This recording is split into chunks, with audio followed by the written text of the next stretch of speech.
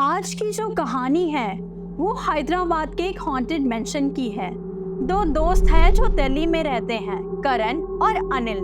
दोनों ही काफी close friends हैं। इनका एक कंपनी में सिलेक्शन हो जाता है हैदराबाद में और ये लोग अपना बोरिया बिस्तरा बांधते हैं, घर वालों से पूछते हैं और हैदराबाद निकल जाते हैं। हैदराबाद में इनका ऑफिस मेन सिटी में होता है, जहाँ के आसपास के एरियाज काफी कॉस्टली होते हैं क्योंकि वहाँ काफी सारी कंपनीज थी, तो रेंट भी काफी ज्यादा था। ये लोग डिसाइड करते हैं कि सस्ती और अच्छी प्रॉपर्टी ढूंढेंगे जहाँ से ऑफिस आसानी से आना जाना हो सके। काफी ढूंढने के बाद वो टेम्परेरी एक रूम ले लेते हैं और ऐसे ही करते एक महीना बीत जाता है। उसके बाद इन्हें एक सस्ती और अच्छी प्रॉपर्टी मिल जाती है, लेकिन वो ऑफिस से काफी दूर होती है। वो रिमोट एरिया की तरफ होती है जहाँ और काफी घर भी बने हुए थे। वो वहाँ 3 BHK फ्लैट इन्हें मिलता है। ये लोग डिसाइड करते हैं कि एक दो लोग और आ जाए तो सब साथ में रेंट शेयरिंग हो जाएगा और एक अच्छा घर भी मिल जाएगा जहाँ हम पार्टीज वगैरह भी कर सकते हैं।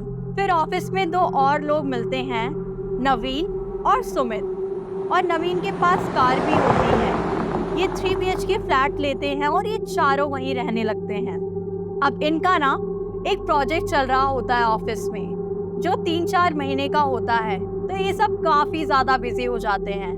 बाद में ये कंप्लीट होता है और प्रोजेक्ट खत्म होने के बाद ये लोग हैदराबाद एक्सप्लोर करने का प्लान बनाते हैं। इनकी बॉन्डिंग काफी ज्यादा अच्छी हो गई थी और वो वीकेंड के प्लान बनाते हैं और सिटी से बाहर घूमने चले जाते हैं और साथ ही अपने साथ एक ऑफिस के लोकल इंसान को भी लेते हैं ताकि वो हैदराबाद के बारे में थोड़ा अच्छे से बता सके। वो 4 मीनार जाते हैं, फिल्म सिटी देखते हैं। सिटी एक्सप्लोर करते वक्त एक सुनसान रोड पे उन्हें एक बड़ा सा मैंशन दिखाई देता है। लोकल बंदा कहता है कि ये एक हॉन्टेड मैंशन है जहां लोगों ने 5 फैमिलियों को देखा है। करण इन चीजों से काफी डरता था और इन बातों में काफी बिलीव करता था, लेकिन सुमित जो बहुत ब्रेव था हंस के कहता कि ऐसा कुछ नहीं होता है। बाद में एक दिन ये लोग पार्टी कर रहे होते हैं अपने फ्लैट में और नशा चढ़ने के बाद सुमित को आइडिया आता है कि चलो उस मेंशन को देख कर आते हैं। करण मना करता है लेकिन बाकी लोग मान जाते हैं और निकल पड़ते हैं। मेंशन के बाहर पहुंचकर सुमित नशे में बड़बड़ाते हुए अंदर की तरफ चलने लगता है। जब सुमित मेंशन के गेट पर पहुंचता है और वहां पहुंचते ही वो भूतों को गंदी गंदी गालियां देने लगता है और तभी वो अपनी दारू पीती हुई बोतल को अंदर की तरफ फेंकता है। अंदर से वही दारू की बोतल वापस फेंकी जाती है जो उन सबको डरा देती है कि ये कैसे हो सकता है। उनके मन में कई सवाल खड़े हो जाते हैं, क्या अंदर सच में कोई रहता है? सुमित उस मैंशन के गेट में चढ़ जाता है और अंदर किसी को देखने लगता है। उसके दोस्त उसको आवाज लगाते हैं कि जल्दी चल, वापस आ जा, यहाँ पर खतरा है, पर वो बस अंदर ही किसी को देख रहा होता है। नवीन उसके पास जाता है और कहता है, भाई चल चल, यहाँ लगता है और भी कोई है, भाग यहाँ से जल्दी। वो उसको एकदम से पकड़कर खींचता है। तब अचानक से उसको होश आता है जैसे वो किसी चीज में गुम था। उसकी दारू भी बिल्कुल उतर जाती है। ऐसा लगता है मानो वो किसी दूसरी दुनिया में चला गया था। सुमित वहां से वापस आता है। अब कार में बाकी तीनों बात कर रहे होते हैं पर सुमित चुपचाप बैठा रहता है और वो बात कर रहे होते हैं कि वो बोतल जब अंदर फेंकी तो टूटी क्यों नहीं और बाहर कैसे आई। ऐसी बातें कर रहे होते हैं। सब अपने फ्लैट में पहुंचते हैं और सोने चले जाते हैं। अब जो फ्लैट था वो 3 BHK था। अब करण और अनिल पहले से दोस्त थे तो वो एक साथ सोते थे और नवीन सुमित अलग अलग रूम में रहते थे। सब पहुंचे डरे हुए, अपने रूम में जाकर सो गए। सुबह होती है, सब अब ऑफिस जाने लगते हैं। सुमित बोलता है, मैं ऑफिस नहीं आ रहा, तुम लोग जाओ। वो तीनों चले जाते हैं। ऑफिस से आते हैं और सुमित घर में बैठा है। थोड़ा थका हुआ लग रहा था, किसी से बिल्कुल भी बात नहीं कर रहा था। फिर रात हो जाती है, सब सोने चले जाते हैं। करण रात को बाहर आता है और वॉशरूम जाता है। वो सुनता है कि कहीं से बात करने की आवाज आ रही है।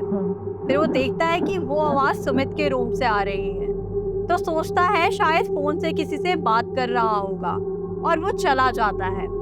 नेक्स्ट मॉर्निंग सब ऑफिस जा रहे होते हैं। सुमित बोलता है मैं नहीं आ रहा हूँ। सुमित बिल्कुल ऐसा लग रहा था कि सोया ही नहीं है। ये लोग पूछते हैं कि तू ठीक तो है ना? तो कहता है हाँ मैं बिल्कुल ठीक हूँ, तुम लोग ऑफिस जाओ। अब वो लोग ऑफिस से वापस आकर देखते हैं कि सुमित किसी से ज्यादा इंटरैक्ट नहीं कर रहा, बस अपने रूम में बंद करके बैठा है। कहता है कि तबीयत खराब है। रात होती है। करण काफी रात तक अपना फोन चला रहा होता है। जैसे ही बाहर आता है देखता है कि रोने की आवाज आ रही है सुमित के रूम से। वो सबको उठा देता है कि यार रोने की आवाज आ रही है रूम से, चलो चल के देखते हैं। वो उसके रूम में जाते हैं और सुमित बैठा हुआ है बिल्कुल चुपचाप। ये पूछते हैं कि तू क्यों रो रहा है? वो कहता है कि अरे कुछ नहीं हुआ, मैं नहीं रो रहा हूँ, तुम लोग जाओ, मेरे को थोड़ी नींद आ रही है। वो कंबल ओढ़कर सो जाता है। ये तीनों भी अपने अपने रूम में चले गए और नेक्स्ट मॉर्निंग होती है। सुमित जाने से वापस मना कर देता है। उसको उल्टियां भी हो रही होती हैं। तो ये ऑफिस चले जाते हैं और सोचते हैं वहाँ की इसके घर में कॉल कर देते हैं कि इसकी तबीयत थोड़ी खराब हो रही है। वो लोग शाम को वापस घर आते हैं और देखते हैं कि सुमित नॉन वेज खा रहा है, जबकि वो वेजिटेरियन है। इन्होंने पूछा कि तूने कब से शुरू किया नॉनवेज खाना? कहता कुछ नहीं होता, खा लेता हूँ अब। कुछ भी डायरेक्ट जवाब नहीं देता।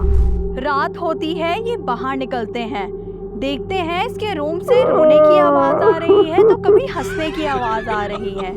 और वो दोनों अनिल और करण उसके रूम में जाते हैं। जाकर पूछते हैं कि तुझे क्या हुआ है? उसने कोई जवाब नहीं दिया और सो गया। और नेक्स्ट मॉर्निंग उसकी इतनी ज़्यादा तबीयत खराब हो जाती है कि वो खून की उल्टियाँ करने लगता है। ये उसके घर में कॉल कर देते हैं। उसके पेरेंट्स आते हैं और उसे ले जाते हैं।